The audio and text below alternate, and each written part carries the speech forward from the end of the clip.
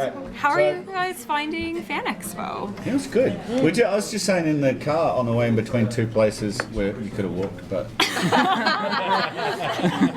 I'm Australian, you know. It's like, what am I doing in a fucking limo? I could walk. But you know, it's really nice that they put it on for us. And we got to feel important, I guess. Steph does anyway. Yeah, I definitely need to feel important. Like, honestly, here you go. If that car wasn't This is there, the I would right have demanded. size. Fan Expo's the right size. Like, I love me some Comic-Con down in San Diego. I love it to death. But it's just getting to that point where I think it's starting to get hard for the fans. Yeah, for sure. And it's hard to make it through. It's hard to function, and it's hard to actually get to us, to the people that they want to get to, or the material too that they want to get to. So yeah, I think this one's in really good shape. You know, it's big and it's exciting and it's vibrant and there's a ton of things and people and stuff. It's got a great atmosphere. Yeah, but at the same time, it's still accessible, which is really nice. So you guys have worked all over the world. By the way, I thought you were great in Amazing Race Australia. Oh, thanks, brother. And That's exhausting, that bloody thing. I can't imagine. Imagine. God help me, honestly. 2 months recovery. But anyway. And I mean, like, Amazing Race can't. I just don't think it matches up. But anyway, so you guys have worked all sorts of places. How does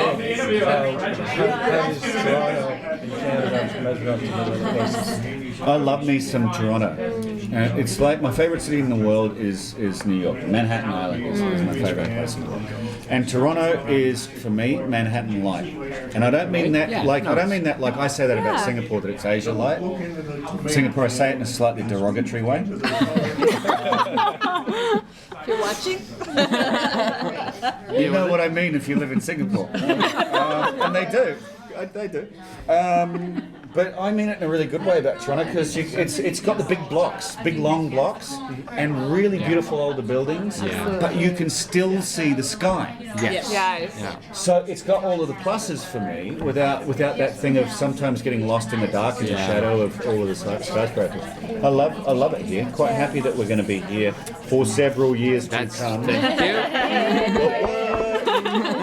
Steph? yeah, no, it's great. It's quite a chilled atmosphere actually. It's very relaxed. That's what I like about it. Just We're also everybody's very damn polite. chill. I know. It's disgusting. I know. It's infuriating. Kind of That's dig Brits it. like. Last drinks. Last drinks, ladies and gentlemen. I'm so glad you're speaking Have you got your wristband? Oh no, they give us these ones. Oh, no. Especially than what we got. What's that about? Oh, you don't need one though. All right, Sue, you're up. What? Oh, not I was just cool. watching my battery light blinking. I'm like, I got more in my gas. Just wait for it. You guys were, you're hugely involved with the video game when it came along. Have you finished it? No, there's a heap of new content. What is interesting, there is a heap of new content and a heap of new crossover. I always maintained when we were doing both, the first time around, you know, people were like, well, how much is there going to be synergy? How much interaction is there going to be? In essence, you could only do so much in advance because you have to get both platforms up and running. Yes. You actually have to create both foundations. Then you can start, you know, operating with some fluidity, which is what everybody wants.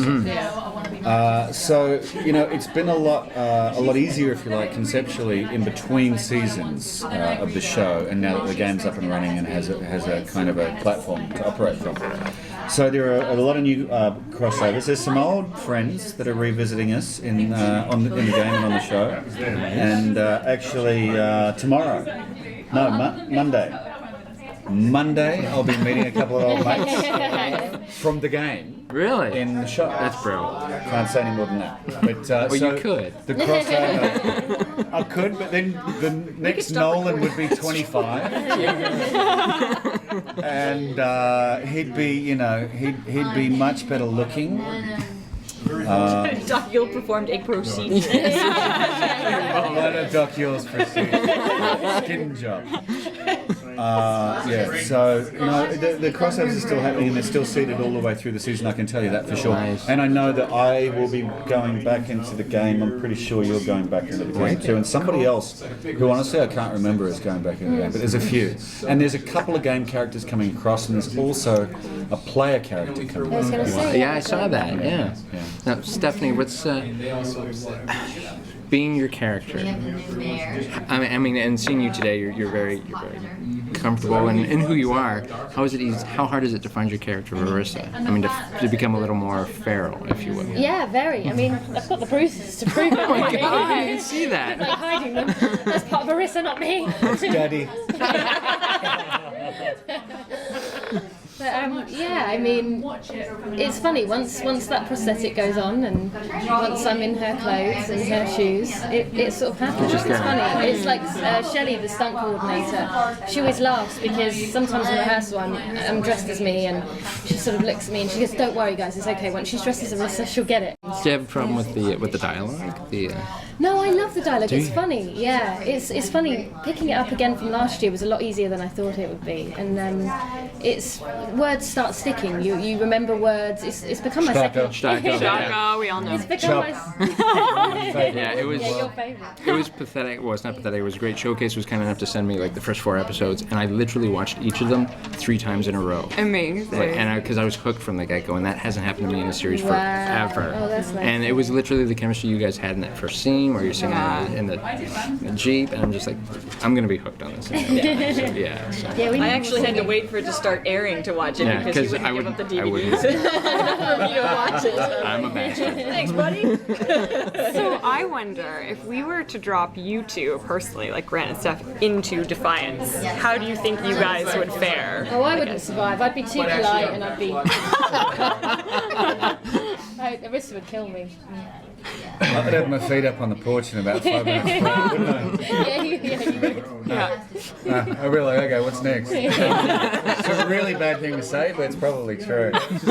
Razor Ray. Yeah, Razor Ray. There's that dumb bloke with the shield. Yeah.